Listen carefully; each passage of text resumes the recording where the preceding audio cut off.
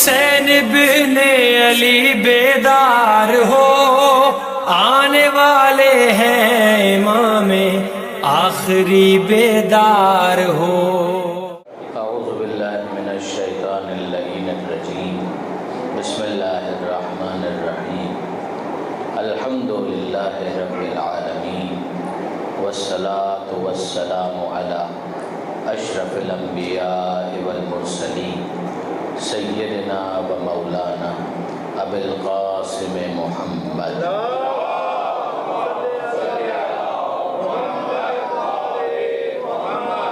واہل بیتہ الطیبین الطاہرین المعصومین المظلومین المنتجبین المنتخبین المیامین، لا سیما علی الامام المنتظر والحجۃ الثانی عشر الذین اذهب اللہ عنہم الرجس وطہرہم تطہیرا۔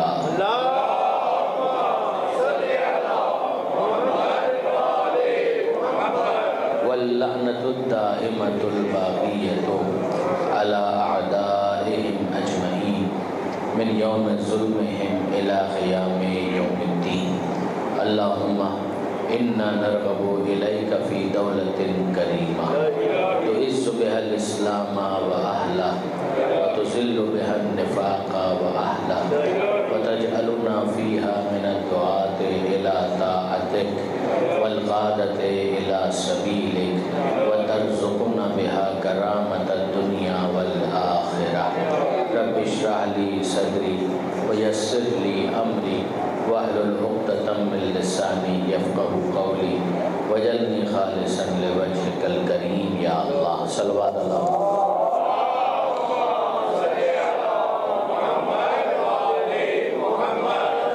اما بعد فقد قال اللہ سبحانہ وتعالی فی القرآن الحکیم، بسم اللہ الرحمن الرحیم، عباد الرحمن الذین یمشون علی الارض ہونا وَإِذَا خَاطَبَهُمُ الْجَاهِلُونَ قَالُوا سَلَامًا۔ صلوات اللہ محمد وعلیہ۔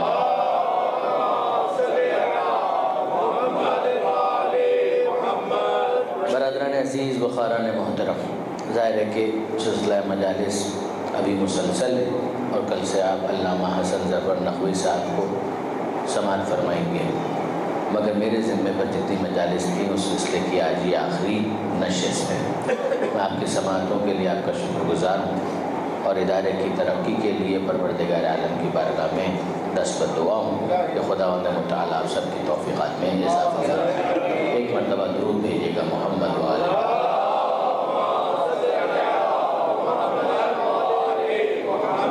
برادران عزیز، جو موضوع سخن یہاں پر ہم مکمل کرنا چاہ رہے تھے وہ عباد الرحمن کے وہ 12 اوصاف ہیں کہ جو سورہ مبارکہ فرقان کے اختتام پر پروردگار عالم نے بیان فرمائے۔ بیک گراؤنڈ آپ کے ذہن میں ہے کہ پروردگار عالم اپنی رحمانیت کے تعارف میں ان بندوں کو پیش کرنا چاہتا ہے کہ جسے خدا فخر سے عباد الرحمن کہتا ہے کہ تم اندازہ کرو کہ جب رحمان کے بندے ایسے ہیں تو خود خدا رحمان کیا ہوگا۔ تو پہلی صفت پروردگار عالم نے بیان کی کہ عباد الرحمن الذین یمشون علی الارض ہونا، کہ رحمان کے بندے وہ ہیں کہ جو زمین پر جب چلتے ہیں تو ان کی چال میں تکبر نہیں ہوتا، ان کی چال میں تواضع ہے، انکساری ہے، وہ اپنی چال سے کسی قسم کے متکبرانہ مزاج کا اظہار نہیں کرتے، وہ خواہ اپنے آپ کو کمزور بھی ظاہر نہیں کرتے۔ یہ مستقل ہم نے ایک تقریر کے اندر بیان کیا کہ انسان کی جو عزت نفس جس کو اقبال نے خود ہی سے تعبیر کیا وہ بہت اہم ہے، انسان اس کے اوپر کمپرومائز نہ کرے، مگر دوسروں کو ڈیگریڈ کرنا، دوسروں کو ذلیل سمجھنا، اپنے آپ کو سپیریئر سمجھنا، جس کا لازمی نتیجہ ایروگنس ہے، تکبر ہے، یہ وہ چیز ہے کہ جو پروردگار عالم نے قطعاً پسند نہیں فرمائی۔ اس نے اعلان کیا اللہ اکبر، یہ کبریائی صرف اور صرف پروردگار عالم کو زیبا ہے، کسی اور کے لیے مناسب نہیں ہے۔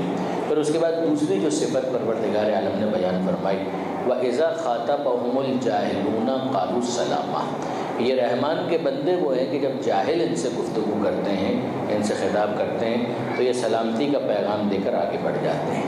جس پر کل ہماری کافی مفصل گفتگو ہوئی کہ ایک جہل کی منزل ہے اور ایک ابو جہل کی منزل ہے۔ جہل کی منزل پر انسان کم سے کم اپنے جہل کا معترف ہوتا ہے. یہ جہل بسیط ہے، جہل مرکب نہیں ہے، یہ کمپاؤنڈ اگنورنس نہیں ہے کہ انسان جہل کا شکار ہو اور پھر اپنے آپ کو علامہ دہر سمجھنے لگے. تو ظاہر ہے کہ پھر اس کو کچھ نہیں بتایا جا سکتا، اس کو کچھ نہیں سکھایا جا سکتا. ایک وقت آتا ہے کہ جب حجت تمام ہو جاتی ہے اور پھر اعلان پروردگار ہوتا ہے کہ ختم اللہ علی قلوبہم وعلی سمعہم وعلی ابصارہم غشاوہ، کہ اللہ نے ان کے دلوں پر مہر لگا دی، ان کے کانوں پر مہر لگا دی اور پھر ان کی آنکھوں کے اوپر پردہ ڈال دیا، تو اب یہ دیکھ نہیں سکتے. ایز اے رزلٹ یہ پھر چوپایوں سے بھی گئے گزرے ہو جاتے ہیں. یہ مختلف آیتوں کے اندر پروردگار عالم نے اس مضمون کو بیان کیا. علامہ سید علی نقی نقن صاحب علی اللہ مقامہ، ان کی ایک بہت اعلیٰ کتاب ہے نظام زندگی، اس میں بھی اور دیگر کتابوں میں بھی انہوں نے اس بات کو سمجھانے کے لیے بعض جگہوں پر ایک مثال دی. اور وہ مثال کیا ہے؟ پڑوسی ملک ہندوستان، ظاہر کہ پہلے تقسیم سے پہلے تو یہ سب ایک ہی ہوتا تھا، مگر ہندوستان کے اندر آج بھی یہ رواج ہے کہ بعض افراد اس کو بہت بڑا کارنامہ سمجھتے ہیں کہ وہ ریاضتیں کر کے اپنے ہاتھ کو شل کر لیں. یعنی ایک انہوں نے اپنا ہاتھ بلند کیا، اب اس کو نیچے نہیں لا رہے، تو ہوگا کیا کہ ان کا ہاتھ آہستہ آہستہ شل ہو جائے گا. اس لیے کہ تعطل دشمن حیات ہے. انسان کی زندگی معطل ہو جائے گی اگر اس کے اندر حرکت نہ رہے. اگر ایک انسان ہوائی جہاز کے اندر سفر کرتا ہے لمبے فلائٹس کے اندر، تو وہاں پر کچھ ایکسرسائز بتائی جاتی ہے کہ لمبی فلائٹ ہے تو آپ اپنے پیروں کو کچھ نہ کچھ حرکت دیتے رہیں تاکہ کلاٹ نہ آ جائے. اس لیے کہ تعطل جو ہے وہ انسان کی زندگی کا دشمن ہے. اگر خون کی روانی متاثر ہوگی تو ایک وقت آئے گا کہ خون اپنا راستہ بدل لے گا، اور پھر اس کے بعد ہوگا یہ کہ جب خون پہنچے گا نہیں تو زندگی وہاں سے سلب ہوتی چلی جائے گی. یہی وہ کیفیت ہے کہ ہاتھ انہوں نے بلند کیا، اب وہ نیچے لانے کے لیے تیاری نہیں، تو ہوگا کیا؟ ایک وقت آئے گا کہ یہ ہاتھ شل ہو جائے گا. دل سے جو خون کی سپلائی دیگر آرگنز کو جاتی ہے آرٹریز کے ذریعے سے اور وینز کے ذریعے سے، خون واپس آتا ہے، پھر وہ پیوریفائی ہوتا ہے، پھر واپس جاتا ہے، پھر واپس آتا ہے، پیوریفائی ہوتا ہے، پھر جاتا ہے، واپس آتا ہے. یہ سائیکل چلتا رہتا ہے. لیکن اگر ایک انسان اپنے آپ کو معطل کر لے تو پھر ہوگا کیا؟ اس کا نتیجہ یہ نکلے گا کہ یہ ہاتھ شل ہو جائے گا. اب دل کے پاس سے جو خون بڑھ بھی رہا ہے تو یہاں پر آنے کے بعد وہ پہلے ہی اپنا راستہ بدل لے گا، آگے نہیں جائے گا. تو یہ توفیق اس سے سلب ہو گئی. پروردگار عالم کی طرف سے نظام یہ ہے کہ توفیق اس سے سلب ہو جائے گی. خدا نہ کرے ایک انسان آنکھیں بند کرے اور پھر لمبے عرصے تک اس کو بند ہی رکھے، کیا ہوگا؟ ایک تو یہ ہے کہ آپ سونے کے لیے، آرام کرنے کے لیے، نیند کرنے کے لیے آنکھیں بند کرتے ہیں، یہ تو ریفریش کرتا ہے، اس کے ذریعے سے تو تازگی آتی ہے، اس کے ذریعے سے تو تھکن اور شکستگی اور خستگی کا جو احساس ہے وہ ختم ہو جاتا ہے، وہ ٹائرنیس جو ہے وہ دور ہو جاتی ہے. لیکن اگر ایک انسان وہ 5 مہینے کے لیے آنکھیں بند کر لے تو کیا ہوگا؟ 6 مہینے کے لیے آنکھیں بند کر لے، 10 مہینے کے لیے کسی کی آنکھوں کے اوپر پٹی پہنا دی جائے تو ہوگا کیا؟ یہ آنکھیں دیکھنا بھول جائیں گی. ان آنکھوں سے بصارت سلب ہو جائے گی اگر اس کو معطل کر دیا گیا. اس لیے کہ تعطل زندگی کا دشمن ہے. بالکل اسی طریقے سے انسان اگر وہ جاہل ہے تو اس جہل کو اسے علم سے بدلنا ہے. اگر وہ علم سے نہیں بدلے گا اور اپنے جہل پر راضی ہو جائے گا، جہل کے ہوتے ہوئے اپنے آپ کو علامہ دہر سمجھے گا، تو ایک وقت وہ آئے گا کہ یہ جو توفیق اس کے اندر تھی وہ سلب ہو جائے گی. پھر پروردگار عالم کی طرف سے نور ایمان اس کے دل میں جگمگائے گا نہیں. اس لیے کہ پروردگار عالم کی سنت یہی ہے، لن تجد لسنت اللہ تبدیلا، تم اپنے خدا کی سنت کے اندر تبدیلی نہیں پاؤ گے. پھر پروردگار کا نظام یہی ہے کہ اگر کوئی حر بن کر توبہ کے لیے آمادہ نہیں ہوتا تو پھر ابن زیاد اور یزید ہی بنتا ہے، پھر اس کے بعد وہ اپنے جہل پر باقی ہی رہ جاتا ہے. اور یہ بدبختی ہے، یہ انسان کے لیے بہت ہی بدقسمتی کا معاملہ ہوگا کہ وہ جانتے بوجھتے جہل پر اصرار کرے. پروردگار فرماتا ہے اس کو سکھاؤ کہ جو سیکھنا چاہتے ہیں، لیکن جو سیکھنے کے لیے تیار نہیں ہے تو پھر ان کے پیچھے وقت ضائع کرنے کا کوئی فائدہ نہیں ہے. اب آئیے اگلی چیز جو اگلی صفت جو پروردگار نے بیان کی ہے، تیسری صفت، وہ یہ ہے کہ والذین یبیتون لربہم سجدا وقیاما، کہ یہ رحمان کے بندے وہ ہیں کہ جن کی راتیں اس شان سے گزرتی ہے کہ کبھی یہ سجدے کی حالت میں ہوتے ہیں، کبھی یہ قیام کی حالت میں ہوتے ہیں. یعنی یہ اپنی راتوں کو عیاشی میں نہیں گزارتے. اب میں آپ سے پوچھتا ہوں کہ راتیں انسان کی جو گزرتی ہیں تو وہ کس کے لیے، کس چیز کے لیے؟ ایک انسان وہ ہے کہ جو نائٹ کلب میں اپنی رات گزارتے ہیں، یہ اس نے اپنی رات کو ضائع کیا۔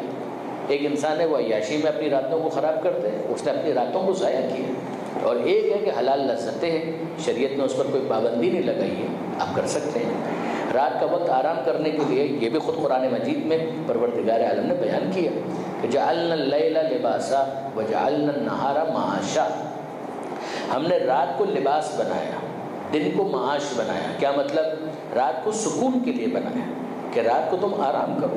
وجعلنا النہار معاشا، ہم نے دن کو معاش کے لیے بنایا تاکہ تم اس دن کے اندر اپنی روزی، اپنی روٹی حاصل کرنے کے لیے پسینہ بہاؤ، محنت کرو اور اپنے رزق کو حاصل کرو۔ یہ تگ و دو کب ہونی چاہیے؟ عام طور پر یہ دن میں ہوگی۔ کچھ ایکسیپشنز ہو سکتے ہیں کہ جو رات کو بھی نائٹ ڈیوٹی کر رہے ہیں، مثلا اسپتال ہے، مثلا کچھ ایسے ادارے ہو سکتے ہیں کہ جو رات کو کام کرتے ہوں، لیکن بائی اینڈ لارج جنرلی جو انسان کا مزاج پروردگار عالم نے بنایا ہے وہ ایسا ہی کہ دن میں اکنامک ایکٹیویٹیز ہونی چاہیے اور رات میں انسان آرام کرے۔ رات میں دوسرا کام کیا کرے؟ یہ آرام ہے، سکون ہے۔ اس کے علاوہ دوسرا کام جو کرنے والا ہے وہ یہ ہے کہ وَالَّذِينَ يَبِيتُونَ لِرَبِّهِمْ سُجَّدًا وَقِيَامًا، کہ یہ رات اس شان سے گزارتے ہیں کہ کبھی یہ سجدے میں ہوتے ہیں، کبھی یہ قیام میں ہوتے ہیں۔ کیا ایک انسان بس رات میں یہی کرتا رہے؟ میں عرض کر چکا کہ ایسا نہیں ہے، لیکن خاص طور پر جو اس کا مصداق بنتا ہے وہ ہے نماز شب۔ یاد رکھیے گا برادران عزیز، اس کا جو اہم ترین مصداق ہے وہ نماز شب۔ میں آیت آپ کے سامنے کسی مجلس میں یہ پڑھ چکا، سورہ بنی اسرائیل کی، کہ جہاں پروردگار عالم نے یہ کہا تھا کہ اقم الصلاۃ لدلوک الشمس الی غسق اللیل وقرآن الفجر، کہ نماز قائم کیجیے۔ 3 اوقات بیان کیے گئے جن میں 5 نمازوں کو رکھ دیا گیا، نماز 5 اوقات 3، دلوک الشمس ظہر اثر، غسق اللیل مغرب عشاء، قرآن الفجر فجر کی نماز۔ ان قرآن الفجر کان مشہودا، اس کی اہمیت بتائی گئی جو فجر کی نماز کی ہے۔ پھر اس کے بعد پروردگار فرماتا ہے وَمِنَ اللَّيْلِ فَتَهَجَّدْ بِهِ نَافِلَةً لَكَ، یہ جو رات ہے اسی کے اندر اے حبیب تہجد بھی ہے، نافلۃً لک، اور آپ کے لیے یہ اضافی ذمہ داری ہے، ایک ایڈیشنل اوبلیگیشن ہے، ایک ایڈیشنل کمپلسری عبادت آپ پر رکھی گئی ہے جو دوسروں کے اوپر واجب نہیں ہے مگر دوسروں کے لیے مستحب ہے۔ یہی وہ بات ہے کہ جو پروردگار کہہ رہے ہیں کہ رحمان کے بندوں کا انداز یہ ہوگا کہ وہ اپنے حبیب، اپنے نبی، اپنے پیغمبر کی اتباع کرتے ہوئے رات کا ایک حصہ عبادت میں اور پروردگار عالم سے راز و نیاز میں گزاریں گے۔ یبیتون لربہم سجدًا وقیاما، اور یہ دیکھیے گا برادران عزیز کہ یہ جو نماز شب تک محدود کیا گیا معاملہ اس سے پہلے اس سے سخت تھا، جو سورہ مزمل کے اندر پروردگار عالم نے ارشاد فرمایا کہ یا ایھا المزمل قم اللیل الا قلیلا نصفہ او انقص منہ قلیلا او زد علیہ ورتل القرآن ترتیلا، کہ اے مزمل، اے چادر کے اوڑھنے والے، یہ ابتدائی وحی جو پیغمبر اکرم پر نازل ہوئی ہے ان وحیوں کے اندر اس کا بھی شمار ہوتا ہے۔ پہلی وحی اقرا بسم ربک الذی خلق، آپ جانتے ہیں، پڑھیے اپنے رب کے نام سے جس نے پیدا کیا، خلق الانسان من علق، جس نے جمع خون سے پیدا کیا، اقرا وربک الاکرم، پڑھیے اور آپ کا رب اکرم ہے، الذی علم بالقلم، کہ جس نے قلم کے ذریعے سے علم عطا کیا، علم الانسان ما لم یعلم، اور وہ سکھا دیا کہ جو اس کے پاس علم نہیں تھا۔ پھر اس کے بعد ایک قول کے مطابق سورہ مدثر کی آیتیں کہ جس میں پروردگار عالم نے کہا یا ایھا المدثر، اے کمبل کے اوڑھنے والے۔ بیک گراؤنڈ یہی ہے کہ پیغمبر اکرم غار حرا سے تشریف لائے، پہلی وحی نازل ہو چکی ہے، پیغمبر اکرم آئے خانہ جناب ختیجہ سلام اللہ علیہا،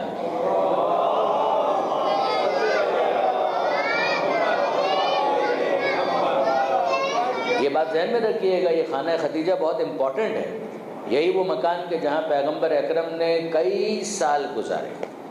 شادی کے بعد پیغمبر اکرم نے اپنی زندگی کے باقی تمام سال جو مکے میں گزارے ہیں وہ اسی گھر کے اندر گزارے۔ یہی گھر مولد فاطمہ ہے کہ جہاں پر خاتون جنت کی ولادت ہوئی۔ یہی گھر وہ ہے کہ جس کو پیغمبر اکرم نے شب ہجرت اس بات کے لیے انتخاب کیا تھا کہ اے علی میرے بستر پر سو جاؤ۔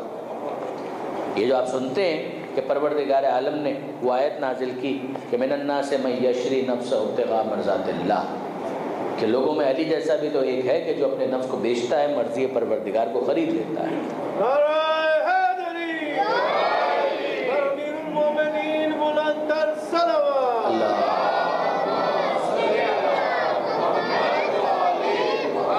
واقعہ کہاں کا ہے؟ یہ اسی خانہ خدیجہ کا ہے جو محلہ بنی ہاشم کے اندر تھا، مکہ مکرمہ میں صفا مروہ کی جو پہاڑیاں ہیں اس سے اگر آپ باہر چلے جائیں تو وہ جو محلہ ہے اسی کے اندر جناب خدیجہ کا وہ گھر تھا کہ جس کو مسمار کر دیا گیا۔ اگر آپ تاریخ کی کتابیں کھنگالیں، چلیے آسان سے ایک ریفرنس، رسول جعفریان آثار اسلامی مکہ و مدینہ، ایران کے بڑے محقق عالم دین ہیں، خاص طور پر تاریخ کے حوالے سے بڑی کتابیں انہوں نے اس موضوع پر لکھی، تاریخ تشیع در ایران، منابع تاریخ اسلامی اور پتہ نہیں کیا کیا۔ ان کتابوں میں سے ایک کتاب یہ بھی ہے جس کا غالباً اردو ترجمہ ہو چکا ہے، آثار اسلامی مکہ و مدینہ۔ اس میں انہوں نے اس بات کی صراحت کی کہ جب تمام آثار کو منہدم کیا جا رہا تھا تو مکہ کے میئر نے، جو مکہ کا میئر تھا، اس نے 2 مقامات کے بارے میں خاص ریکویسٹ کی۔ وہاں پر بھی سب کے سب اس بات کے لیے راضی نہیں تھے، مگر وہاں کے جو وہابی علماء ہیں اور وہاں کی جو حکومت ہے اس کی جو پالیسی تھی اس کی وجہ سے بیچارے کر کچھ نہیں پا رہے تھے، مگر جو مکہ کا میئر تھا اس نے یہ ریکویسٹ کی کہ اگر سب کچھ منہدم کرنا بھی ہے تو کم سے کم 2 چیزوں کو منہدم نہ کیا جائے، ایک مولد رسول اور دوسرا مولد فاطمہ۔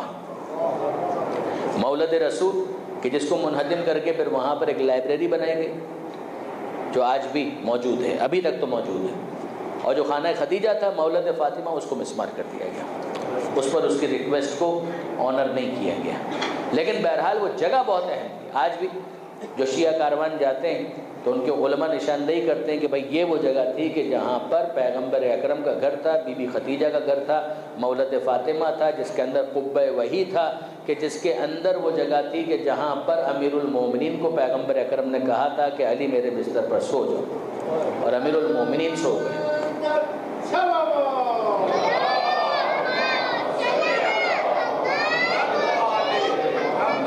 تو آپ نے غور فرمایا برادران عزیز کہ ان کی راتیں رات کو کس طرح سے گزرتی تھی، یا سجدے میں ہیں یا قیام کی حالت میں ہیں، مگر ان کے نفس کی ذرا اہمیت کو محسوس کیجئے کہ جو سو بھی جائے تو عبادت بن جائے، وہ سو بھی جائیں تو وہ رات ان کا سونا اتنا محفوظ ہو جاتا ہے، اتنا قیمتی ہو جاتا ہے کہ وہ عبادت بن جاتا ہے۔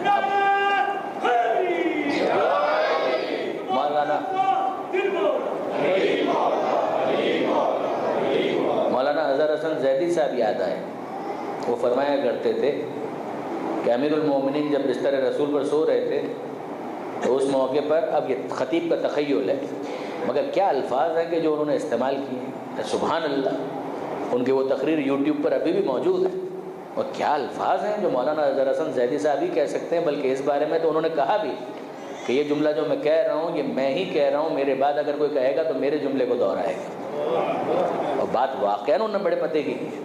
وہ کہنے لگے کہ امیر المومنین تو سو گئے، اور پروردگار عالم کو یہ سونا اتنا پسند آیا کہ انہوں نے، پروردگار عالم نے اپنے حبیب سے یہ کہا کہ اے حبیب یہ سونا مجھے بہت پسند آیا اور میں اس سونے کو خریدنا چاہتا ہوں، یہ سونا اتنا خالص سونا ہے، کھرا سونا ہے، اتنا پیور گولڈ ہے، یہ اتنا اچھا سونا ہے کہ یہ سونا مجھے بہت پسند آیا، میں اس سونے کو خریدنا چاہتا ہوں۔ تو سونے والے سے ذرا پوچھو کہ اے سونے والے تو اپنا سونا بیچتا ہے، تو اپنا سونا بیچتا ہے؟ تو پیغمبر اکرم نے گویا مولا سے یہ کہا کہ اے علی یہ تمہارا سونا جو ہے نا اس کا ایک خریدار ہے، کیا تم سونا بیچو گے؟ تو علی نے کہا کہ یہ بتائیے خریدار ہے کون؟ کہ جو خالق ہے وہی خریدار ہے۔ سونا بیچو گے؟ کہا بیچنے کے لیے تو تیار ہے۔ اب اس کے بعد پیغمبر اکرم نے سوال کیا کہ علی جب بیچ رہے ہو تو یہ بتاؤ کہ قیمت کیا دو گے، قیمت کیا لو گے، کس قیمت پر اپنا سونا بیچو گے؟ یہ اتنا کھرا سونا، اتنا خالص سونا، یہ تم کس قیمت پر بیچو گے؟ اب یہ وہ جملہ ہے جس کے لیے مولانا زیدی نے کہا کہ یہ میں نے کہا ہے اور میرے بعد اگر کوئی کہے گا تو دہرائے گا، اور واقعاً بات صحیح ہے کہ جب پیغمبر اکرم نے یہ کہا کہ علی بتاؤ قیمت کیا لو گے، کہا کہ اب خالق سے کیا طے کرنا، جو اس کی مرضی ہے وہ دے دے۔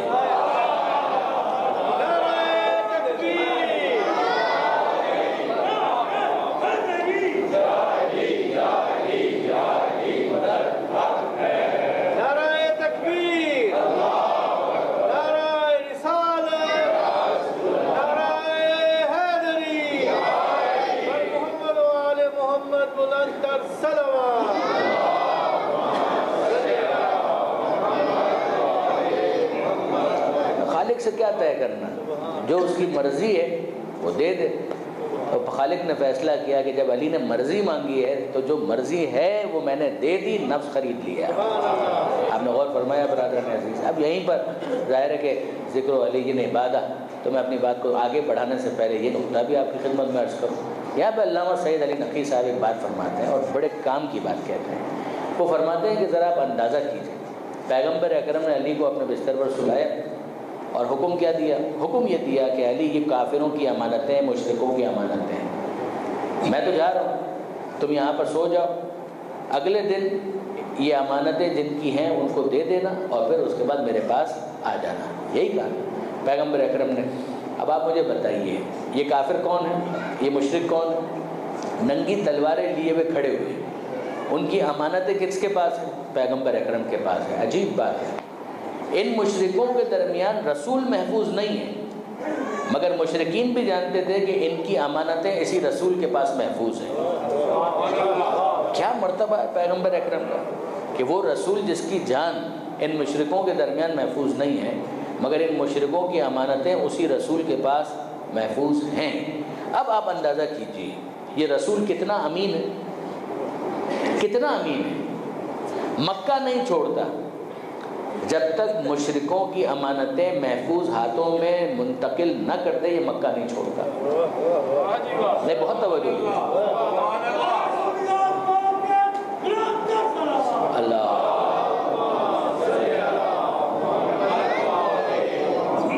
یہ رسول کتنا امین ہے کہ جب تک کافروں کی، مشرکوں کی امانتیں محفوظ ہاتھوں تک پہنچا نہ دے تب تک وہ مکہ نہیں چھوڑتا۔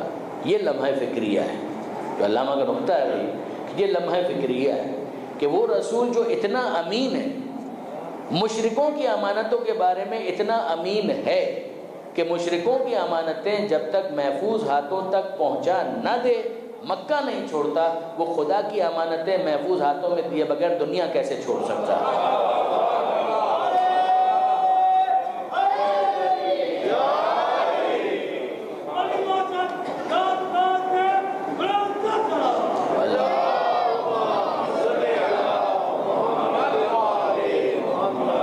اندازہ کیا کہ اتنا امین ہے کہ مشرکوں کی امانتیں محفوظ ہاتھوں میں دیے بغیر مکہ نہیں چھوڑتا، وہ اللہ کی امانتیں محفوظ ہاتھوں میں دیے بغیر دنیا کیسے چھوڑ سکتا ہے؟ شاید یہ بھی سبب تھا کہ غدیر میں ہاتھوں پر بلند کیا۔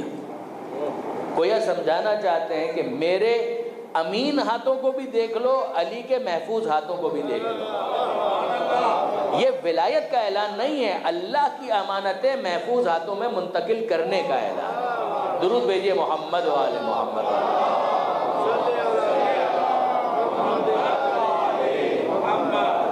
تو اب وہ جناب خدیجہ کا گھر، پیغمبر اکرم کو پہلی وہی 5 آیتیں نازل ہوئی اور پھر اس کے بعد تشریف لائے۔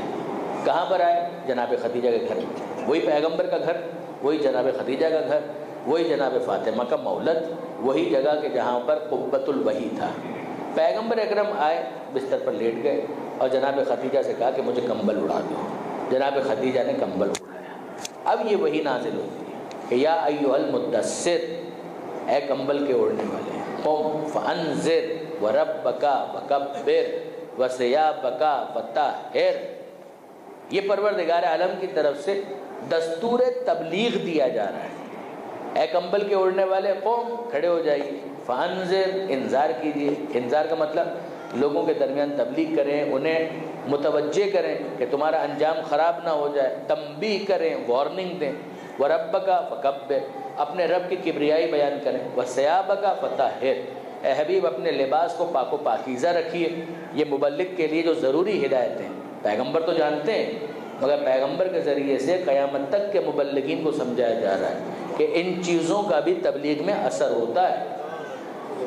لباس کیسا ہے، پاکیزہ ہے یا نہیں ہے، نجس تو نہیں ہے، پلید تو نہیں ہے، خوشبو آ رہی ہے یا بدبو آ رہی ہے، ان تمام تر چیزوں کا تبلیغ میں اثر ہے۔ اور بہت ساری چیزیں جو پروردگار عالم نے بیان کی، بالکل اسی ردیف پر، بالکل اسی انداز سے۔ آپ سورہ مزمل میں دیکھ لیجیے، وہاں پر بھی آپ کو ملے گا 73واں اور 74واں سورہ ترتیب تلاوت کے اعتبار سے۔ سورہ مزمل پھر سورہ مدثر، وہاں پر بھی اگر آپ دیکھیں پروردگار فرماتا ہے یا ایھا المزمل، اے چادر کے اوڑھنے والے، قم اللیل الا قلیلا، راتوں کو عبادت کیجیے، تھوڑا آرام بھی کیجیے، ایسا بھی نہ ہو کہ آپ آرام نہ کریں، آپ آرام کیجیے۔ قم اللیل الا قلیلا، بات یہیں سے چلی تھی کہ وہ نماز شب تہجد جو معاملہ شرک ہوا ہے وجوب کی حد تک، مگر پہلے مرحلے میں اگر آپ دیکھیں تو رات کا ایک حصہ قم اللیل الا قلیلا آپ نے گزارنا ہے عبادت میں، قیام باللیل الا قلیلا، تھوڑا آرام کیجیے۔ کتنا عبادت میں کتنا وقت صرف کرنا ہے؟ نصفہ او انقص منہ قلیلا او زد علیہ، آدھی رات یا اس سے بھی کچھ کم کر دیجیے یا اس میں کچھ اضافہ کر دیجیے۔ آپ محبوب کی اپنے حبیب سے گفتگو دیکھ رہے ہیں، یعنی کتنی محبت بھری گفتگو ہے کہ کتنا وقت صرف کیا جائے؟ نصفہ، آدھی رات کر لیجیے، او انقص منہ قلیلا، یا اس میں بھی کچھ کم کر لیجیے، او زد علیہ، یا چلیے ٹھیک ہے اس میں تھوڑا سا اضافہ کر دیجیے، یہ آپ کی چوائس پر چھوڑا۔ ورتل القرآن ترتیلا، اور صرف نماز نہیں پڑھنی ہے، اس موقع پر قرآن کو بھی ٹھہر ٹھہر کر پڑھنا ہے۔ رتل القرآن ترتیلا، ترتیل کے ساتھ قرآن کو پڑھنا ہے۔ اچھا، اب پھر اس کے بعد آپ پروردگار عالم کا انداز اگلی آیتوں کے اوپر اگر آپ جائیں سورہ مزمل کے اندر تو پروردگار فرماتا ہے ان لک فی النہار سبحا طویلا، اے حبیب ہم بھی جانتے ہیں کہ دن میں تو آپ کے پاس بڑے کام ہیں، مصروفیت ہے آپ کے لیے، تو ظاہر ہے آپ کہاں اتنا وقت ملے گا کہ آپ ہم سے راز و نیاز اس طرح سے کر سکیں۔ ویسے تو آپ کا دل ہماری یاد سے خالی کب ہوتا ہے، لیکن یہ کہ وہ جو معاملہ رات میں گفتگو کا ہے وہ تو رات ہی میں ہو سکتا ہے، تو آپ رات میں ہم سے گفتگو کیا کریں، ہم سے باتیں کیا کریں۔ دن میں تو آپ کے پاس بڑا مصروف شیڈول ہوتا ہے۔ آپ انداز دیکھیے، واقعاً یہ وہ انداز نہیں ہے کہ جو حاکم کا محکوم کے ساتھ ہوتا ہے، یہ وہ انداز ہے جو محبوب کا حبیب کے ساتھ ہوتا ہے۔ جو عشق کی زبان ہے، جو محبت کی زبان ہے، وہ انداز اختیار کیا ہے پروردگار عالم نے۔ ان لک فی النہار سبحا طویلا، اے حبیب تبلیغ کرنی ہے، لوگوں کے درمیان جانا ہے، لوگوں کے درمیان بیٹھنا ہے، باتیں کرنی ہے، دین سکھانا ہے، تو پھر براہ راست جو ہم سے گفتگو ہے اس کا موقع نہیں ہو پائے گا۔ لیکن یہ رات کا جو موقع ہے ہم پسند کرتے ہیں کہ آپ ہم سے گفتگو کریں، ہم سے بات کریں، ہم آپ کی آواز سننا چاہتے ہیں، ہم آپ کی جو زمزمہ خوانی ہے، آپ کی جو مناجات ہے، ہم اس کو سننا چاہتے ہیں، تو آپ ہم سے بات کیا کریں۔ اب ذرا رکیے اور ذرا غور کیجیے، پروردگار عالم نے اپنے حبیب کو مخاطب کر کے جو بیان کیا ہے اس کی حکمت ایک آیت میں آ گئی، یہ سورہ مزمل کے اندر جو پروردگار عالم بیان کرتا ہے کہ اگر رات کو یہ عبادت، یہ قیام باللیل کیا جائے تو اس کے یہ دو فائدے ضرور ہوں گے۔ وہ کیا ہیں؟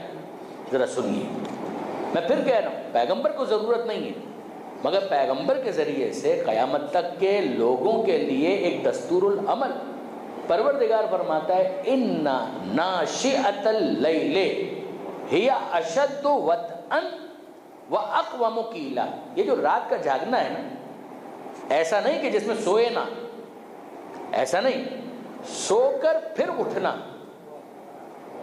دیکھیے جو نفس کی تربیت ہے، ایک تو یہ ہے کہ انسان کہے میں سوؤں گا ہی نہیں، تو جاگتے رہیے، پھر کیا ہوگا؟ آپ دن میں سوئیں گے، تو یہی ہوگا آخر میں کہ اگر آپ رات میں بالکل نہیں سوئیں گے تو پھر دن میں سوئیں گے تو دن کے کام نہیں ہو پائیں گے۔ یہ تھوڑی چاہیے تھا، چاہیے تو یہ تھا کہ دن کے کام متاثر بھی نہ ہوں، رات میں آرام بھی ہو جائے، آرام کے بعد انسان اپنی تربیت ایسے کرے کہ ایک معین وقت پر بیدار ہو کر مصلی پر آنے کا حوصلہ ہو۔ اس کا فائدہ کیا ہوگا؟ یہاں پروردگار عالم نے دو فائدے بتائے۔ ان ناشئۃ اللیل، یہ رات کی بیداری، رات کو جھاگنا، نیند سے بیدار ہو، اس کے دو فائدہ ہیں۔ اشد وطئا، ایک تو یہ ہے اشد وطئا، اور دوسرا اقوم قیلا۔ یہ دونوں کیا چیزیں ہیں؟ اب آئیے، پرسوں کی شاید مجلس کے اندر یا کل کی مجلس میں نے گزارش کی تھی، جاننا اور ہے، ماننا اور ہے۔ یہ ہوتا ہے کہ میں جانتا تو ہوں مگر دل نہیں مانتا، میں کروں کیا؟ میں چاہتا ہوں کہ یہ کروں لیکن میرا دل نہیں مانتا، دل قابو میں نہیں آتا۔ میں جانتا ہوں کہ یہ کرنا چاہیے مگر دل نہیں مانتا، کیا ہے؟ یہ وہ چیز ہے کہ جس کو پروردگار عالم یہاں پر بتاتا ہے۔ پروردگار فرماتا ہے ہی اشد وطئا، یہ جو تمہارا مسئلہ ہے نا، یہ حل ہو سکتا ہے اگر تم اتنا کرنے کے لیے تیار ہو جاؤ۔ اگر رات میں تم نیند پر قابو پا لو گے تو دن میں نفس پر بھی قابو پا لو گے۔ یہ نفس سرکشی نہیں کرے گا، یہ نفس جو ہے اس کی لگام تمہارے ہاتھ میں ہوگی، اگر تم اتنا کرنے کے لیے تیار ہو جاؤ کہ جو رات کی تمہاری نیند ہے اسے قابو میں کر لو، سو جاؤ، تھوڑا جلدی سو جاؤ، آرام کرو، اور پھر اس کے بعد بیدار ہو جاؤ، اور پھر آؤ مصلی پر، اور کچھ پروردگار عالم سے راز و نیاز کرو۔ جو رات کو نیند قابو میں کر لے گا وہ دن میں نفس بھی قابو میں کر لے گا۔ یہ ایک چیز۔ اور دوسری چیز، ایک تو یہ فائدہ ہوگا، دوسرا فائدہ کیا ہوگا؟ یہ قرآن ہے، وَأَقْوَمُ قِيلًا، قیل نکلا ہے کال سے، کال کا مطلب ہے گفتگو، بات۔ اقوم، گفتگو میں استحکام، تمہاری بات میں کلیئرٹی آ جائے گی۔ آپ سنتے ہیں بہت سے افراد یہ کہتے ہیں، جس کے لیے اسپیچ تھیراپی ہوتی ہے، یہ کہا جاتا ہے کہ بھائی آپ کو اسپیچ تھیراپی کی ضرورت ہے۔ کیوں؟ اس لیے کہ آپ بول نہیں پاتے، مافی ضمیر کو بیان نہیں کر پاتے، جو دل میں ہے وہ زبان پر نہیں آ پاتا، لفظ نہیں ملتے، لفظ تلاش کرتے ہیں مگر لفظ ملتے نہیں ہیں کہ جس کے ذریعے سے اپنے مافی ضمیر کو بیان کیا جا سکے۔ تو اب کیا کریں؟ تھاٹس، خیالات، ان کو لفظ نہیں مل پا رہے، زبان میں روانی نہیں ہے، زبان لڑکھڑاہٹ کا شکار ہے، زبان ادھر ادھر ہو جاتی ہے، لفظ پھسلنے لگتے ہیں، یہ سارے مسائل، اس کے لیے کہا جاتا ہے اسپیچ تھیراپی کروائیے، کروائیے، انکار نہیں ہے ہمیں، آپ کروا لیجیے، اس کے فائدے ہیں وہ آپ کروائیے۔ مگر ایک اسپیچ تھیراپی وہ ہے جو خدا بتا رہا ہے کہ ذرا یہ بھی تو کر کے دیکھو، وہ کیا ہے کہ ان ناشئۃ اللیل ہی اشد وطئا واقوم قیلا، یہ رات کو جاگ کر خدا سے بات کرنے کا ایک فائدہ یہ ہوگا کہ اگر رات میں تمہیں خدا سے بات کرنا آ گیا تو دن میں بندوں سے بات کرنا آ جائے گا۔ تمہاری زبان کے اندر جس روانی کو تم ترستے ہو، جس کو تم مس کرتے ہو، وہ روانی، وہ اسموتھنس، وہ فلو، وہ تمہیں حاصل ہو جائے گا۔ کب؟ اگر تم رات میں بیدار ہو کر خدا سے مناجات کرنے کے لیے تیار ہو جاؤ۔ اگر رات میں تمہیں خدا سے بات کرنا آ گیا تو دن میں تمہیں بندوں سے بات کرنا بھاری نہیں لگے گا، تمہاری گفتگو میں استحکام آ جائے گا۔ آپ نے غور فرمایا برادران عزیز، یہ وہ چیز ہے کہ جس کو یہاں پر پروردگار عالم بیان کرتا ہے۔ لیکن میں آپ کی خدمت میں عرض کروں کہ اس کو مت بھولیے، میں خاص طور پر اپنے نوجوان دوستوں سے کہہ رہا ہوں، تو ہوتا کیا ہے، میں اصرار کے ساتھ کہتا ہوں، ہوتا یہ ہے کہ جب ایک چیز کی اصلاح کی جائے تو دوسری طرف گڑبڑ شروع ہو جاتی ہے، اور یہ بہت بڑا مسئلہ ہے، یہ بہت ہی بڑا پرابلم ہے۔ جامعۃ المنتظر کے اندر جو باب العلم کی مجالس تھی، وہاں پر بھی کل یا پرسوں کسی مجلس میں نے مولا کا یہ جملہ نقل کیا کہ مولا یہ فرماتے ہیں کہ لا تر الجاہل الا مفرطا او مفرطا، تم دیکھو گے جاہل کو کہ یا وہ اس ایکسٹریم پر چلا جائے گا یا وہ اس ایکسٹریم پر چلا جائے گا، وہ بیچ میں نہیں رہتا، اعتدال میں نہیں رہتا، وہ گڑبڑ کرتا ہے، یا وہ اس ایکسٹریم پر چلا جاتا ہے یا وہ اس ایکسٹریم پر چلا جاتا ہے۔ یہ اس کی مشکل ہے۔ یہ کیسا ہے معاملہ؟ یہ کارٹون والا معاملہ ہے، یہ شہید مطہری کی تعبیر ہے کہ یہ کارٹون والا معاملہ ہے۔ کارٹون کے اندر یہی ہوتا ہے کہ کوئی چیز صحیح تناسب کے ساتھ نہیں ہوتی، صحیح پروپورشن کے ساتھ نہیں ہوتی، ناک بہت لمبی ہو گئی ہنسی آتی ہے، آنکھیں بہت چھوٹی ہو گئی ہنسی آتی ہے، پیٹ بہت لمبا ہو گیا، بڑا ہو گیا، ہنسی آتی ہے اس کو دیکھ کر، اس کی ٹانگیں آپ دیکھیں گے بہت چھوٹی ہوں گی، ہاتھ بہت لمبے ہوں گے۔ کارٹون کارٹون اسی لیے چہروں پر مسکراہٹ لے آتا ہے کہ کوئی چیز اس میں اعتدال پر نہیں ہوتی۔ ہم یہ کہیں کہ کیا اس کا پیٹ نہیں ہونا چاہیے؟ ہونا چاہیے، اتنا موٹا نہیں ہونا چاہیے۔ کیا اس کی ٹانگیں نہیں ہونی چاہیے؟ ہونی چاہیے، اتنی چھوٹی نہیں ہونی چاہیے۔ کیا اس کے ہاتھ نہیں ہونے چاہیے؟ ہونے چاہیے، اتنے لمبے نہیں ہونے چاہیے۔ یہ جو ہم کہہ رہے ہیں اتنے نہیں ہونے چاہیے، اتنے نہیں ہونے چاہیے، یہی وہ چیز ہے کہ جس کو کہا جاتا ہے اعتدال نہیں ہے، تناسب نہیں ہے، پروپورشن آؤٹ ہو جاتا ہے۔ جب یہ آؤٹ آف آرڈر ہو گیا، جو ہونا چاہیے تھا اس کے خلاف ہو گیا، تو پھر یہ بن جاتا ہے کیریکیچر، اب یہ بن جاتا ہے کارٹون۔ ہمارا بھی مسئلہ کیا ہے؟ دین کے حوالے سے ہم بن جاتے ہیں کارٹون، دین کے حوالے سے ہم بن جاتے ہیں کارٹون۔ اگر کسی کو یہ کہا جائے کہ صاحب یہ بہت اچھی چیز، تمہاری چال میں تکبر نہیں ہونا چاہیے، تو اب وہ خواہ خواہ جھک جھک کر چلنا شروع کر دیتا ہے۔ یہ تھوڑی کہا تھا، اگر آپ یاد کریں شاید پہلی تقریر کے اندر میں نے اس کی وضاحت کی تھی کہ یہ تھوڑی کہا تھا کہ خواہ خواہ تم کمر جھکا لو، ارے بڈھے ہو گئے ہو کیا 80-90 سال کے؟ کہا نہیں، اللہ کا شکر ہے 25 سال کا ہوں، تو یہ جھک کر کیوں چل رہے ہو؟ کہا آپ ہی نے تو کہا تھا، قرآن کے اندر آیا ہے جس کی چال میں تکبر نہیں ہوتا وہ رحمان کے بندے ہوتے۔ تکبر نہ ہونے کا یہ کہاں مطلب ہے کہ تم خواہ خواہ اپنے آپ کو بوڑھا بنا لو؟ خواہ خواہ اپنے آپ کو کیوں بوڑھا بنا لو؟ اللہ نے تمہیں جوان رکھا ہے، جوانی کا جو تقاضا ہے اس کے مطابق چلو۔ ہاں اگر ایک انسان واقعاً ضعیف ہے، اس کے ہاتھ میں عصا اچھا لگتا ہے، مناسب ہے، لیکن تمہارا ایسا مسئلہ نہیں ہے تو دوسرے ایکسٹریم کی طرف مت جاؤ۔ انسان اپنی عزت نفس کے اوپر کمپرومائز نہ کرے۔ دیکھیے ہر چیز کو کرنے کا موقع اور محل ہے۔ آپ غور فرمائیے اس بات کے اوپر، کیا وجہ ہے کہ امیر المومنین حضرت علی ابن ابی طالب علیہ السلام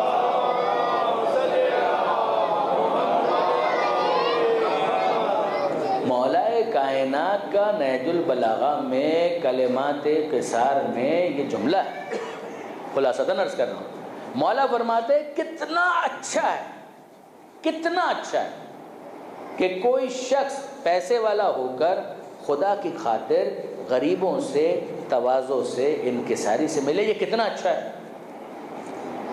کہ دولت ہے اس کے پاس، پیسہ ہے، خطرہ کس چیز کا ہے؟ اس کے کیس میں، اس کے کیس میں خطرہ اسی چیز کا ہے کہ یہ دولت اس کو مغرور نہ بنا۔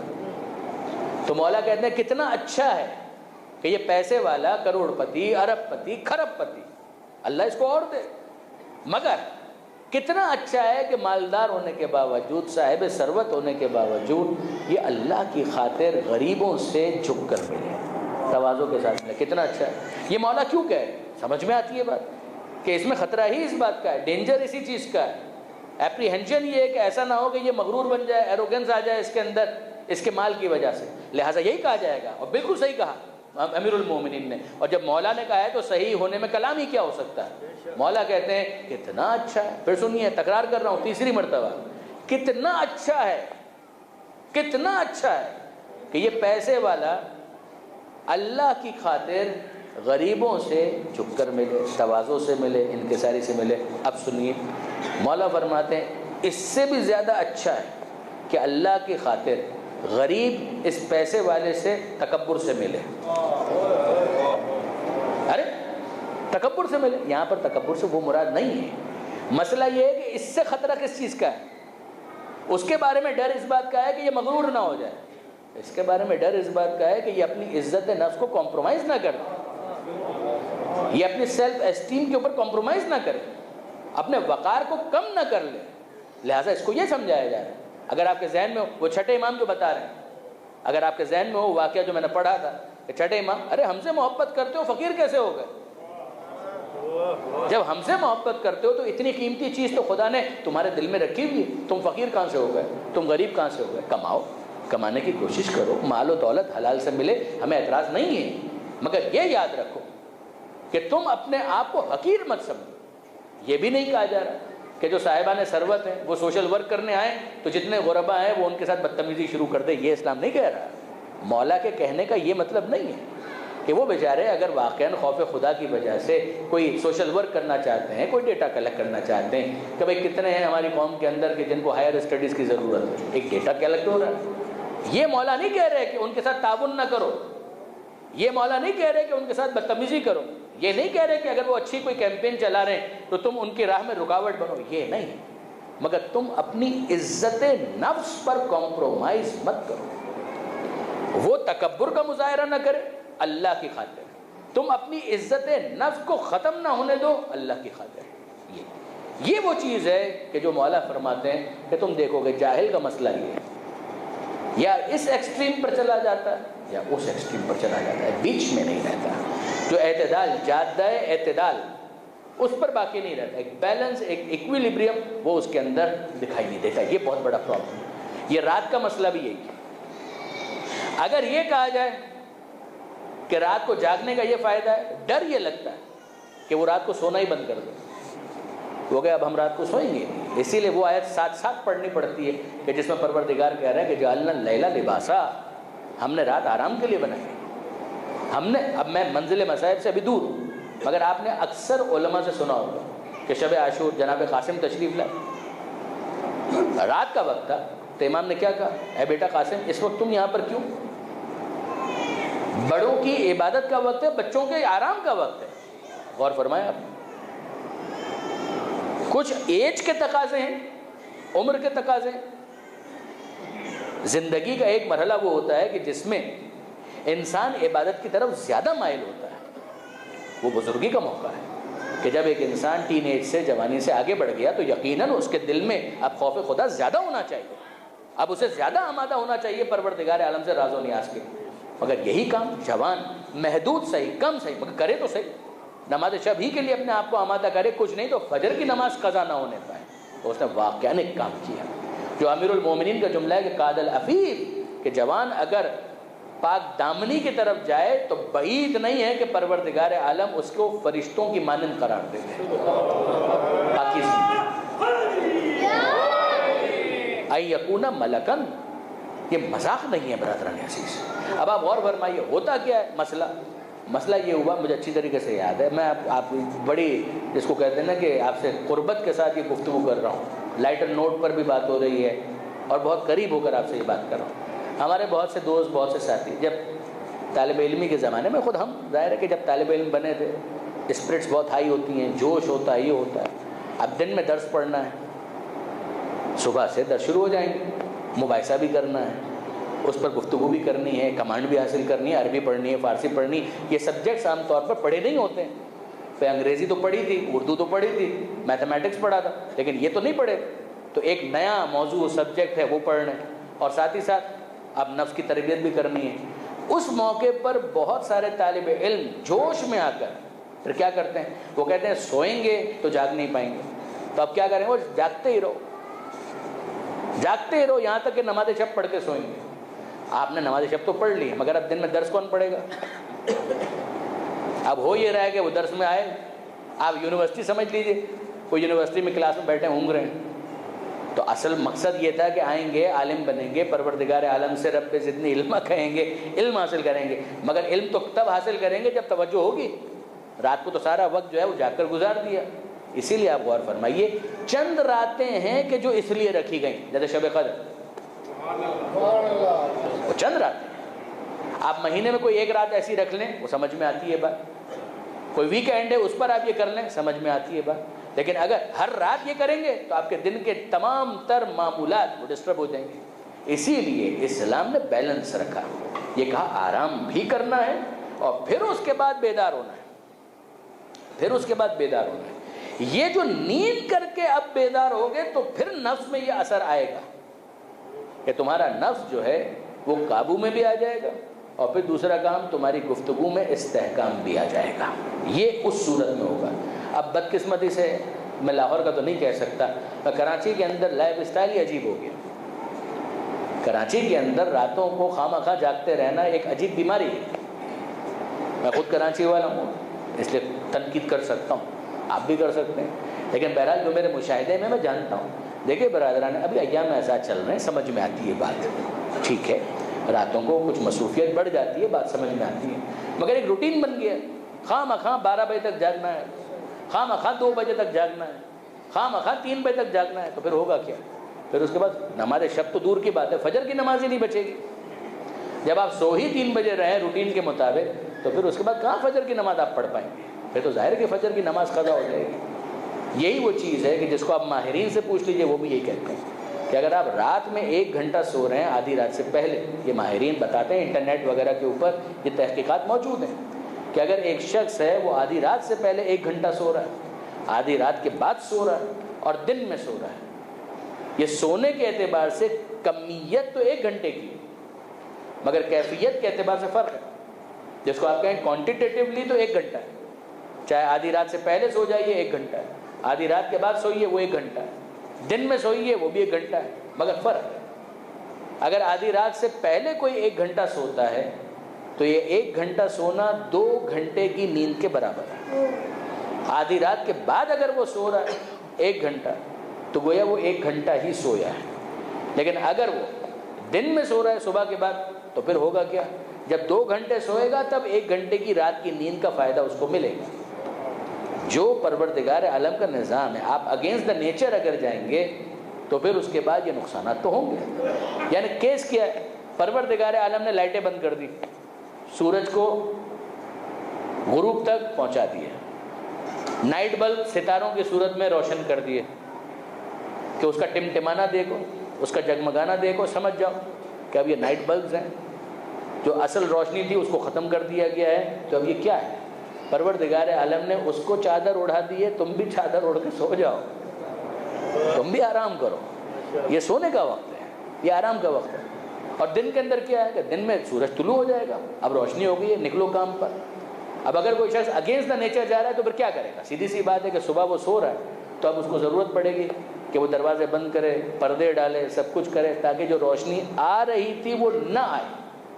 یہ اگینسٹ دا نیچر ہے. انسان فطرت کے تقاضوں کے جب خلاف جائے گا تو ظاہر ہے کہ اب اس کا جسم اندر سے یہ کہہ رہا تھا کہ مجھے سو جانا چاہیے, تب وہ جاگ رہا تھا. جب جسم اندر سے یہ کہہ رہا ہے کہ مجھے جاگ جانا چاہیے تو اب وہ سو رہا ہے. یہ اگینسٹ دا نیچر جا کر پھر سیدھی سی بات ہے برادران عزیز کہ ایک ہیلدی جو لائف اسٹائل ہوتا ہے وہ حاصل نہیں ہو پائے گا. لہٰذا قرآن مجید کی آیتوں کی روشنی میں دیکھیے, معصومین کے فرامین کے روشنی میں دیکھیے, اور دیگر جتنے محققین ہیں ان کا انداز بھی دیکھ لیجیے. پتہ نہیں ہمارے جوانوں کا, یہاں کا مجھے نہیں معلوم, لیکن بعض جوانوں کو میں نے عجیب غلط فہمی میں مبتلا دیکھا. وہ شاید یہ سمجھتے ہیں کہ ویسٹ کے اندر, کینیڈا میں, امریکہ میں, یورپ کے اندر, لندن کے اندر سارے رات کو جاگ کر عیاشی کرتے رہتے ہیں. ایسا بھی نہیں. وہ جتنے بھی عیاش ہوں, یہ عیاشی ان کی ہوتی ہے ویکینڈز پر, جو نہیں ہونی چاہیے. مگر وہ سارے کام جو وہ کرتے بھی ہیں وہ ویکینڈز پر کرتے ہیں. عام ہفتے کے دنوں کے اندر ان کا طریقہ کار یہ نہیں ہوتا ہے. وہ لوگ بھی راتوں کو بہت جلدی سو جاتے ہیں. یہ خواہ خواہ کی یہ غلط فہمی ہمارے یہاں آ چکی ہے. پاکستان میں بعض اوقات میں دیکھتا ہوں کہ جوان جو ہیں وہ یہ سمجھ رہے ہوتے ہیں کہ امریکہ میں, لندن میں, کینیڈا میں, ہر جگہ پر یہ جتنے بھی افراد ہیں یہ راتوں کو جاگتے رہتے ہیں اور عیاشی کرتے رہتے ہیں. ایسا کوئی سلسلہ نہیں. یہ سارے کام انہوں نے رکھے ہیں ہفتے کے لیے, سیٹرڈے کے لیے, ویکینڈز کے لیے. لانگ ویکینڈ آ گیا تو اس میں یہ سارے کام وہ کرتے ہیں. باقی دنوں کے اندر یہ کام نہ کرتے ہیں, نہ اتنی فرصت ہوتی ہے. وہاں پر بھی ٹھیک ٹھاک محنت لگتی ہے, تب جا کر کچھ ڈالر وہ کما پاتے ہیں. اتنا آسان کہیں پر بھی نہیں ہے. یہ بہت بڑی غلط فہمی ہے, اس کو دور ہونا چاہیے. لیکن بہرحال ان کا لائف اسٹائل یہ, ہمارا لائف اسٹائل کیا ہونا چاہیے؟ جو لائف اسٹائل ہم کو سکھایا گیا وہ یہ کہ انسان اٹھے, سوئے پہلے, پھر اٹھے, بیدار ہو نماز شب کے موقع پر. جو آئیڈیل ٹائم ہے اس کا کہ نماز فجر سے آدھا گھنٹہ پہلے, 1 گھنٹہ پہلے اگر وہ بیدار ہو جائے اور پھر اس کے بعد وہ وضو وغیرہ کرے, آرام سے اپنے آپ کو آمادہ کرے, تیار کرے, اور پھر اس کے بعد وہ نماز شب پڑھے. نماز شب پڑھے, قرآن پڑھے, یہاں تک کہ نماز شب کو ملا دے وہ فجر کی نماز کے ساتھ. یعنی جب نماز شب اس کی مکمل ہو رہی ہو تب اس کو فجر کی نماز کی اذان سنائی دے, پھر وہ جائے مسجد میں اور جا کر وہاں پر باجماعت نماز ادا کرے. اب اگر کوئی شخص یہ کہے کہ نہیں صاحب اتنی ہم میں ہمت نہیں, آپ 10 منٹ پہلے اٹھیے. نماز شب وہ عبادت ہے کہ جس کو آپ پھیلا کر پڑھنا چاہیں تو 1 گھنٹے تک پڑھ سکتے ہیں, سمیٹ کر پڑھنا چاہیں تو 10 منٹ میں پڑھ سکتے ہیں. اب جس کا جتنا ضرب, جس کی جتنی گنجائش, جس میں جتنا حوصلہ. مگر یاد رکھیے گا برادران عزیز کہ علماء اور معتبر علماء وہ یہ کہتے ہیں اگر دنیا میں خواہی نماز شب خو, اگر آخرت میں خواہی نماز شب خو. اگر دنیا چاہیے تب بھی نماز شب پڑھو, آخرت چاہیے تب بھی نماز شب پڑھو. دونوں صورتوں میں, دنیا کے لیے بھی نماز شب, آخرت کے لیے بھی نماز شب. یعنی یہ ایک ایسی عبادت ہے. کوئی کہے کہ مثلا مجھے رزق میں اضافہ چاہیے, کیا کروں؟ نماز شب پڑھی. مجھے اولاد چاہیے, نماز شب پڑھی. پروردگار عالم سے راز و نیاز کرنا تو سیکھیے, خداوند متعال کی بارگاہ میں عرض ادب کرنا تو سیکھیے. یاد رکھیے گا برادران عزیز معصوم کا فرمان کہ اگر تم چاہتے ہو کہ خدا تم سے بات کرے تو قرآن پڑھو, اور تم خدا سے بات کرنا چاہتے ہو تو نماز پڑھو. مکتب اہل بیت نے طریقہ بتا دیا. اب اس کے بعد فالو کتنا کرنا ہے یہ تو آپ کی مرضی ہے, میری مرضی ہے, ہمارے بچوں کی مرضی ہے, جوانوں کی مرضی ہے, بزرگان کی مرضی ہے. مگر آل محمد نے طریقہ کار کر کے بھی دکھا دیا, بول کر بھی سمجھا دیا, بتا دیا. غور فرمائیے, وہ وقت جو صبح کا وقت کتنا قیمتی وقت اس کو بتایا گیا, جو اکثر افراد سو کر گزار دیتے ہیں. اندازہ کیجئے برادران عزیز, تاکید آئی کہ فجر کی نماز کے بعد سے لے کر سورج نکلنے تک کا جو دورانیہ ہے, اس دوران انسان سونے کو ترک کر دے. اس دوران نہ سوئے. اگر بہت تھکن ہو رہی ہے, بہت مشکل ہو رہی ہے, کچھ بھی ہو رہا ہے, کم سے کم سورج نکل جائے پھر اگر اس کو سونا ہے تو سوئے. اس دوران نہ سوئے. کیا یہ حرام ہے؟ یہ بات حلال حرام کی نہیں ہے. یہ بات ان فائدوں کو حاصل کرنے کی ہے جو اس نظام کے اندر پروردگار عالم نے رکھا ہے.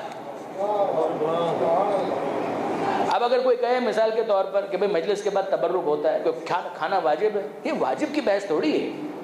آپ نہ کھائیے, آپ گنہگار نہیں ہوں گے, مگر اس تبرک کے اندر جو حسین سے منسوب ہو گیا ہے کچھ ہے.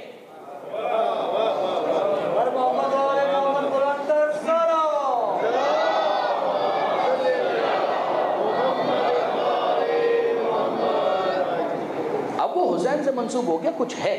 اسی طرح سے کچھ وقت ہیں، اوقات ہیں کہ جو پروردگار عالم نے کسی خاص مقصد کے لیے رکھے ہیں، وہ پروردگار عالم نے رکھے ہیں اس لیے کہ انسان بیدار رہے، اس وقت کو وہ انجوائے بھی کرے، اس فضا کو، اس ہوا کو وہ انجوائے کرے، اور پھر پروردگار عالم سے راز و نیاز کرے۔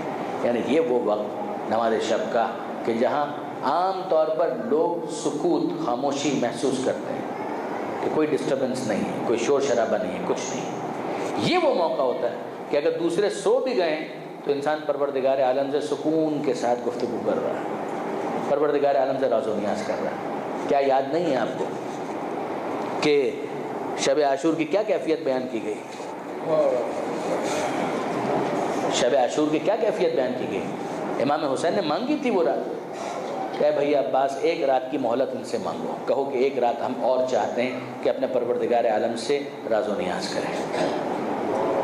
خدا جانتا ہے کہ میں اس سے راز و نیاز کو، اس کی عبادت کو کتنا دوست رکھتا ہوں۔ کوئی حسینی عبادت کے معاملے میں کوتاہی کر سکتا ہے؟ کیسے ممکن ہے؟ حسین نے کر کے دکھایا۔ رات بھر ان خیموں سے مناجات کی آواز ویسے آ رہی تھی کہ جیسے شہد کی مکھی کے چھتوں سے بھن بھنانے کی آواز آتی ہے۔ مناجات پروردگار کی یہ الفاظ مقاتل کے اندر آئے ہیں۔ پھر آپ برادران عزیز ذرا غور فرمائیے، وہ شام کا زندہ، یہ نماز شب، والذین یبیتون لربہم سجدا وقیاما، یہ نماز شب۔ اندازہ کیجئے شام غریبہ سے پہلے عصر عاشور اور پھر زندان شام۔ عصر عاشور رخصت آخر کے موقع پر جب امام حسین تشریف لائیں تو جناب زینب کو مخاطب کر کے کیا کہا؟ بہت ساری باتیں کہی ہیں نا، ان میں سے ایک بات یہ بھی تھی، اے میری بہن زینب، مجھے نماز شب کی دعاؤں میں فراموش مت کر۔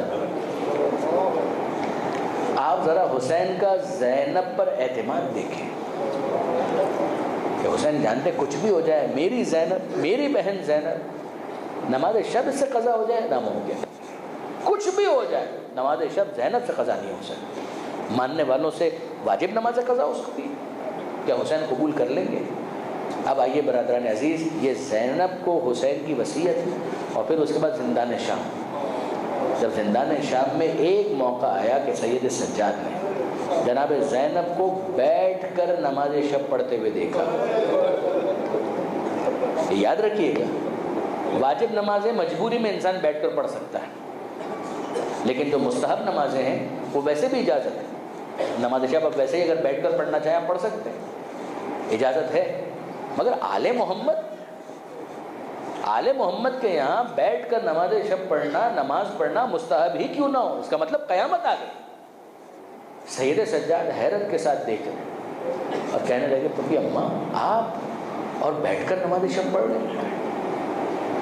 کہا کہ ہاں بیٹا، بات تو ایسی ہی ہے، کمزوری اتنی آ گئی ہے کہ اب کھڑے ہو کر نماز نہیں پڑھ پاتے۔ کوئی اندازہ کر سکتا ہے کہ جناب زینب نے زندان شام میں کیسا وقت گزارا؟ اے بیٹا، اب اتنی کمزوری آ گئی ہے کہ میں کھڑے ہو کر نماز نہیں پڑھ پاتی، تو نماز شب کم سے کم میں بیٹھ کر پڑھ لیتی ہوں۔ واجب نمازیں تو کھڑے ہو کر پڑھتی ہوں، مگر نماز شب بیٹھ کر۔ تو وجہ کیا ہے؟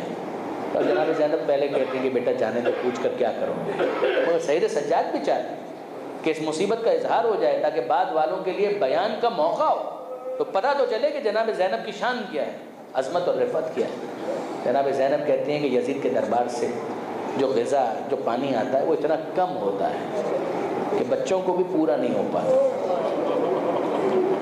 جو حصہ بچوں کو دیا جاتا ہے بچے کھاتے ہیں، اس کے بعد پھر وہ ادھر ادھر دیکھنے لگتے ہیں، بچوں کا پیٹ نہیں بھرتا، تو اب میں اپنے حصے کا جو غذا ہوتی ہے وہ میں اپنے بچوں کے آگے رکھ دیتی ہوں کہ میری سکینہ کچھ اور کھا لے، میرا باقر کچھ اور کھا لے، دونے والے ان کو زیادہ مل جائے۔ اب بیٹا فاقوں کے بعد اتنی کمزوری آ چکی ہے کہ زینب کے لیے ممکن نہیں رہا کہ وہ کھڑے ہو کر نماز شب پڑھ سکیں۔ آپ نے غور فرمایا برادران عزیز؟ اب مجھے بتائیے کہ جب اتنی بری حالت ہے جسمانی اعتبار سے، جب جناب سید سجاد کو وہ پیغام ملا ہوگا، جناب سید سجاد کو یہ پیغام ملا یزید کی طرف، یزید مجبور ہو گیا، خود شام کے لوگ اتنے خلاف ہو، تو سید سجاد سے اس نے کیا کہا کہ ہم نے فیصلہ کیا ہے کہ ہم آپ کو رہا کر دیں، اب آپ بتائیے کہ آپ شام میں رہنا چاہتے ہیں یا مدینہ واپس جانا چاہتے ہیں؟ تو سید سجاد کہتے ہیں اے یزید، کربلا کے بعد میں نے کوئی فیصلہ اپنی پھوپھی کے مشورے کے بغیر نہیں کیا، میں اپنی پھوپھی سے پہلے مشورہ کروں گا، جیسا وہ کہیں گے اس کے مطابق عمل کیا جائے۔ تو جناب سید سجاد آئے اور جناب زینب سے سوال کرتے ہیں، پھوپھی اماں یزید رہا کرنا چاہتا ہے، آپ کا کیا مشورہ ہے، آپ کا کیا امر ہے؟ اب جناب زینب کو کیا کہنا چاہیے؟ جناب زینب جو خود اتنی کمزور ہو چکی ہیں، بچوں کی حالت سامنے ہے، جناب زینب نے دیکھا ہے کہ بچے جو ہیں وہ کھانا پانی ان کے لیے پورا نہیں آتا، تو جناب زینب کو کیا کہنا چاہیے؟ پہلا مطالبہ تو یہ ہونا چاہیے کہ بیٹا یزید سے کہو کہ پہلے ہمارے بچوں کے لیے کم سے کم غذا کا تو انتظام کیا جائے کہ ہمارے بچے پیٹ بھر کر کھانا تو کھائیں۔ مگر آپ دیکھ لیجئے کہ جناب زینب نہ کھانے کی بات کرتی ہے نہ پانی کی بات کرتی ہے۔ جناب زینب کہتی ہیں اے بیٹا یزید سے کہو ابھی تو ہم اپنے حسین پر جی بھر کر آنسو نہیں بہا سکتے، پہلے تو ایک مکان کا انتظام کیا جائے کہ جہاں پر ہم اپنے عزیزوں پر آنسو بہا سکیں۔ تو سید سجاد سے جناب زینب کے جملوں کا مطلب کیا ہے کہ زینب پیاسی ہے مگر پانی کی اتنی پیاسی نہیں ہے، آنسوؤں کی زیادہ پیاسی ہے۔ اے بیٹا ہم گریہ کرنا چاہتے ہیں، اپنے پیاروں پر آنسو بہانا چاہتے ہیں، اور پھر یزید سے کہو کہ جو ہمارے تبرکات لوٹے گئے ہیں وہ تو واپس کریں، جو ہمارے شہداء کے سر ہیں ان کو تو واپس کیا جائے۔ مکان کا انتظام کیا گیا، مکان کے اندر بیویاں بھی آ گئیں اور اب تو شام کی عورتیں بھی آ گئی ہیں اور وہ سب آ کر وہاں پر بیٹھی ہوئی ہیں۔ تبرکات آنا شروع ہوئے، سر آنا شروع ہوئے۔ جناب زینب نے کیا کیا؟ وہ تبرکات جب آئے ہیں تو جناب زینب کچھ تلاش کرنے لگے، لوٹا ہوا مال، لوٹا ہوا سامان جب وہ آیا ہے تو جناب زینب کچھ تلاش کر رہی ہیں۔ اس میں سے ایک خون بھرا کرتا اٹھایا اور اپنی آنکھوں سے لگایا۔ سید سجاد کہتے ہیں پھوپھی اماں آپ پہچانتی ہیں کہ یہ کون سا کرتا ہے؟ کہا بیٹا میں نہیں پہچانوں گی، یہ وہی کرتا ہے جو اماں سیتی جاتی تھی اور روتی جاتی تھی۔ کہتی تھی زینب میں نہ ہوں گی۔ جب بھائی رخصت آخر کے لیے آئے تو اپنے ہاتھ سے بھائی کو یہ کرتا پہنا دیا۔ اور کیا جناب زینب نے تلاش کیا؟ ان تبرکات میں سے ایک علم نظر آیا، جناب زینب نے ابو الفضل عباس کا علم اٹھایا اور کہا بیٹا سید سجاد ذرا اس علم کو اس مکان کی چھت پر نصب تو کرو، ہم اپنے حسین کا ماتم کریں گے مگر عباس کے سائے میں ماتم کریں گے، عباس کے علم کے سائے میں ماتم کریں گے۔ عباس کا علم اس مکان کی چھت پر نصب کیا گیا، تبرکات آ چکے اور اب ایک ایک کر کے جو کٹے ہوئے سر تھے وہ آنا شروع ہوئے۔ جب وہ کٹے ہوئے سر آئے ہیں، جب حسین کا سر آیا ہے، ساری بیویاں کھڑی ہو گئی اور سب نے زیارت کے الفاظ پڑھے، السلام علیکہ یا ابا علی اکبر کا سر آیا، قاسم کا سر آیا، اور ہر بیوی نے اپنے اپنے وارث کا سر اپنی آغوش میں لیا اور ماتم شروع کیا۔ جناب لیلہ کہہ رہی ہیں واہ اکبرہ، جناب فروہ کہہ رہی ہیں واہ قاسمہ۔ حسین کا سر کس کی آغوش میں ہے؟ حسین کا سر ہے جناب زینب کی آغوش میں۔ ایسے میں شام کی عورتیں جو تعزیت کے لیے آئی ہوئی تھیں، انہوں نے دیکھا دو ننھے ننھے سر ایسے ہیں کہ جن کا کوئی ماتم نہیں کر رہا۔ وہ دمشق کی عورتیں کہنے لگی اے بیویوں کیا ان بچوں کی ماں زندہ نہیں ہے؟ جناب زینب کو جلال آیا، کہنے لگی اے بیویوں یہ میرے لال ہیں، میرے اونو محمد ہیں۔ کہا بیوی پھر ان کا ماتم کیوں نہیں کرتے؟ اب جناب زینب نے کہا ارے ان بچوں کو میں نے حسین پر صدقہ کر دیا، پہلے اپنے ماں جائے کا ماتم کروں پھر صدقہ ہونے والے بچوں کا ماتم کروں۔ اجرهم علی اللہ الا ولعنۃ اللہ علی القوم الظالمین۔